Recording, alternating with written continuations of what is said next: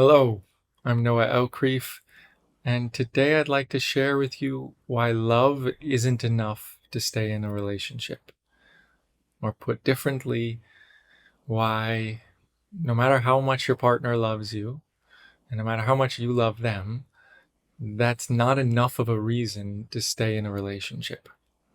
And the reason why I'm making this video is because I keep having clients who stay in relationships that aren't healthy or aren't happy, but they stay in it because they think, I know my partner loves me, or I really love them. So they're staying in unhappy or unhealthy relationships with the excuse that I love them or they love me, or both. So can you relate to this? Have you or are you in a relationship where you really love them or they really love you, but yet you know it's not happy or it's not healthy in some ways? If so, then this video might be really helpful for you. So let's get to it. The first thing is the confusion around whether your partner loves you. So you might be really clear in your head or in your heart or in your intuition, I know they love me. I know it. But the question is, what value is that? Who cares whether they love you? I know that might seem radical or strange, but really, what value does it give you that they love you? The value is, can they express the love? Do they have access to the love? Do they feel the love? Do they act from the love? Not do they love you somewhere deep inside? To explain this point, imagine that you have a mother or a father. A mother really loves their son so deeply, right? Like most mothers, if not all mothers do. I love my son more than anything in the world. But in a moment, if she's angry and she hits the son, what does the son feel? Does the son feel the love? No, the son feels the anger, the fear, the pain, right? Not the mother's love. So their actions weren't coming from love. The actions were an expression of anger, punishment energy, fear, whatever it is. Yeah. And now let's take it a step further back. The mother may love the son, but if the mother yells at the son, what does the child feel? Does the child feel the love? Or does the child feel the annoyance, the harshness and the fear? Let's take it a step further. What if the mother is not yelling, so not raise the voice, but the tone of voice has judgment in it, or harshness in it, or something like that? So if underneath it, when the mother's talking to the son, it's like, what's wrong with you? Why would you do that? You're so stupid, or you're bothering me. Then no matter what words she speaks, the energy that the child is receiving is, I'm not enough, they don't love me, or they're annoyed with me, or they don't want me around, right? And let's take it a step even further. What if the mother isn't saying anything at all to the child? But in their energy is, I don't want to be around my child. I want space from them. I don't like them right now. I can't deal with them right now. I'm too stressed. I'm too overwhelmed. I'm too sad, whatever the case may be. So what does the child feel? Does the child feel the love from mother? No, the child feels they don't want me around. They don't like me. They don't want to spend time with me. So how much the mother loves the child is absolutely irrelevant. Every mother loves their child, but the question is, how does the mother treat their child? Physically, verbally, emotionally, energetically. Yeah, because what the child is receiving is the treatment, the energetic, emotional, verbal, physical treatment. So you have a partner and you say, I know they love me. And you say it as if it matters, as if it's so important. It's such a big thing that someone could love you. But the important thing isn't whether they love you or how much they love you. The important thing is, can they treat you with love? Physically, do they treat you with love? Verbally, do they treat you with love? Emotionally, do they treat you with love? Energetically, do they treat you with love? Do they respect you? Not underneath it all. Of course they respect you. They love you more than anything in the world underneath it all. But underneath it all doesn't matter. Yeah, it matters this much. Very little.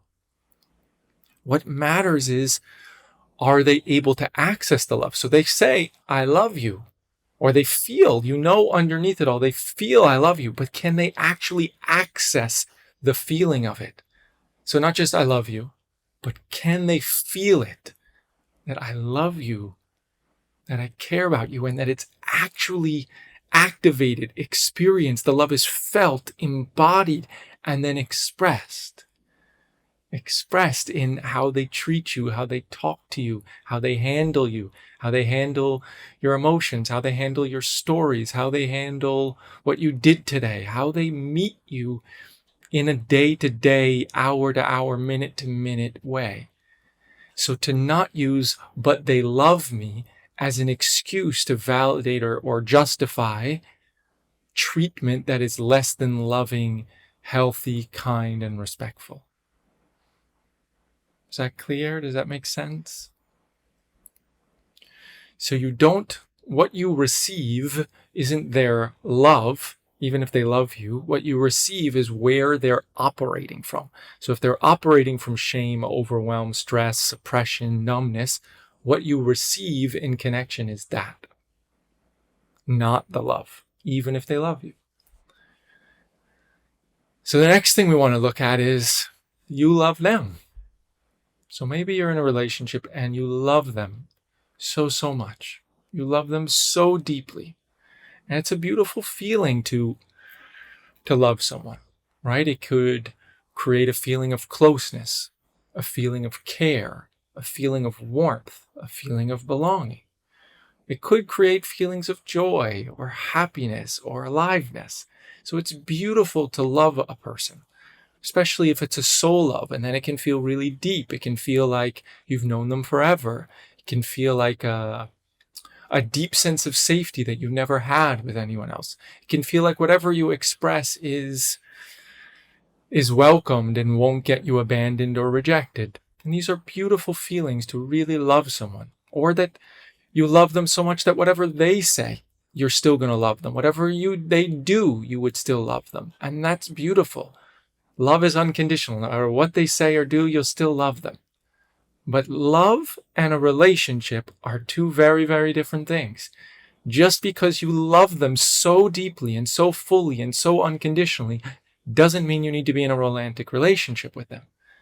So let's create that distinction. I love them from I really want to be in a romantic relationship with them. Because you can love someone, they can be a horrible fit to be in a romantic relationship with. Right? So maybe you absolutely love someone, but they don't treat you with respect. Or maybe you love them and they don't view you highly enough. Maybe you love them, but they're so unhappy that you're not able to have joy with them. Maybe you love them and they have addictions that make their life very unstable and up and down. Maybe you love someone and they care more about their work than they do you, so they don't give you much attention, much energy. Maybe you love someone, they don't love you. So what's so important about this is if you love someone, that doesn't mean you should stay in a relationship with them. It matters how they treat you, how they are to you, how happy they are, how their life is. If they're a mess in every possible way, you can love them and want to support them, but that doesn't mean you need to stay in a romantic relationship with them.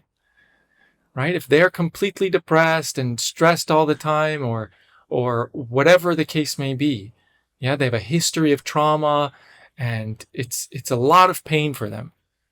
I love them and I'm so sorry they're in this pain. But if they can't access love and happiness and joy, and that's where I want to live from, I'm allowed to leave. I don't have to be a martyr or a savior and a caretaker. I'm allowed to leave if it's not creating the experience that I want from a romantic relationship. It doesn't mean I don't love them. It doesn't mean I'm a bad person. You don't owe them your life. You don't have to sacrifice all your happiness and joy to be a caretaker. Yeah, if they need help, they need to get help from a specialist. If they have addiction, they need to get help from an addiction specialist. If they have depression or trauma, they need to get help from that. If you're a girlfriend or a boyfriend, it's not your job to fix them and be their savior and caretaker. The question is this someone I want to be in a romantic relationship with? So just because you love them, it doesn't mean you should be in a romantic relationship with them.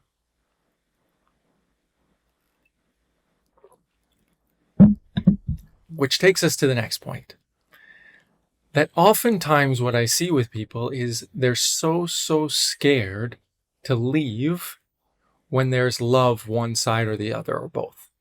So if I love them so much, I might be scared to leave because I don't believe that I'm ever going to feel such a deep love ever again. Or if they love me so much and I've never really been loved so fully or so deeply or so truly by someone, then I'm so scared no one will ever love me again. And this is a very sort of scarcity, low self-worth mindset and a non-understanding of just how life works. That basically relationships just keep getting better. The more we do healing, the more we free ourselves, and the more we're in resonance with people who are more happy or more free or more treating us how we deserve, or deeper love or fuller love, depending what we're looking for. So I'm here to say, don't stay in a relationship that doesn't feel healthy or happy or what you desire because you're afraid you'll never find another love like this. That means you're staying in relationship not because of love, but you're staying in relationship out of fear. And it doesn't serve anyone to make choices out of fear, to choose to stay in relationship out of fear. That means you're not really choosing it for love. You're choosing it actually in sort of unkind, disrespectful treatment to yourself. So if it's not a happy relationship, if it doesn't feel loving in the expression and in the action and in the energy, then it's unkind to yourself, disrespectful, not loving to yourself to stay in it, but then you justify it because you're afraid that you won't find another love, a deeper love, a fuller love. And that's just not accurate. You can find another love if that's what you want. You can find deeper love. You can find more fun love. You can find more playful love. You can find more emotional love. You can find safer love. You can find whatever it is that you're looking for. Don't stay in unhappiness and unhealthy relationship dynamics just because you're afraid you won't find another love. And you're just staying out of fear, and that's not serving. Yeah. And then the last thing that I'll say is, if we love someone and they're in pain or they're not valuing you or things like this that make it unhappy or unhealthy, that doesn't mean you should just walk up and leave. And I want to make sure I establish this based on the last things that I said. The question is, so if they have a lot of stuff, emotional stuff or physical stuff that's a big problem for them, that's getting in the way of the happiness or love and connection in the relationship, if you love them, of course you want to give them a chance to change it. You want to give them a chance, not just, oh, you're not perfect, I'm out. It's a question of really looking at them. So if their problems are physically or emotionally or verbally, or how they treat themselves or how they treat others, or whatever the issue is that's blocking it from being a beautiful, loving, connected, happy relationship, we look at them and we really see, do they have the capacity to change this? Right? Like, what's it going to take for them to shift this behavior, this emotion, this pain, this way that their life is, if it's like addiction or how they relate to work and obsessiveness or whatever. What is it going to take for them to shift this behavior that's making our relationship unhealthy or unloving or not nice? What's it going to take? How much work are they going to have to do on themselves? How much commitment would that require? And do I trust them to be able to do it?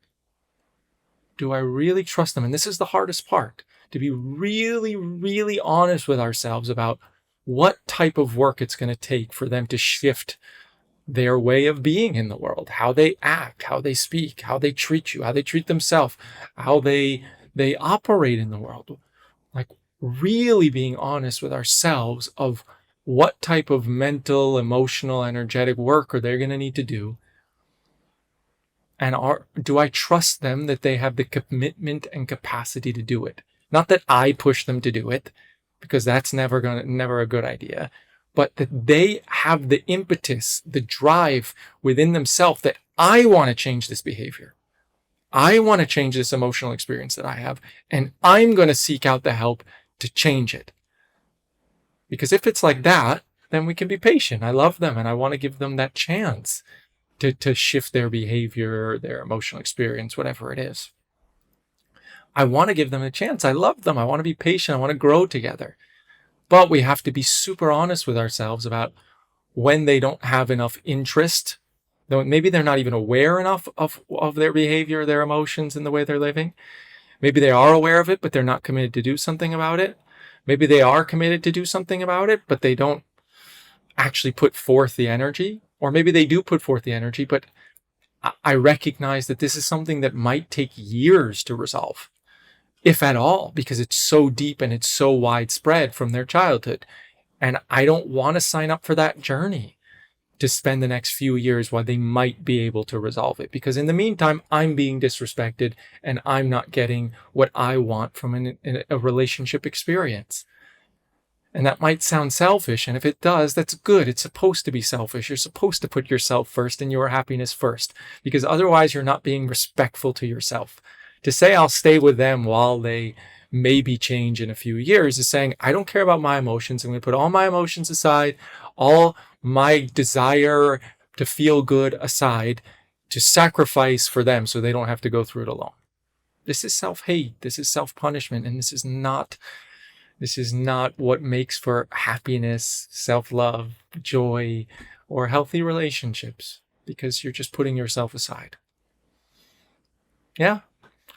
So I hope that's clear. And if you're in a relationship like I described, then I'm wishing you a lot of clarity and courage to do what's most supportive for you.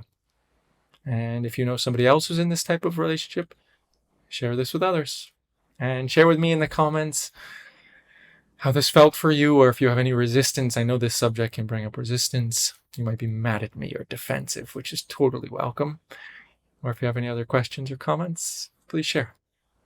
Have a beautiful day. Bye.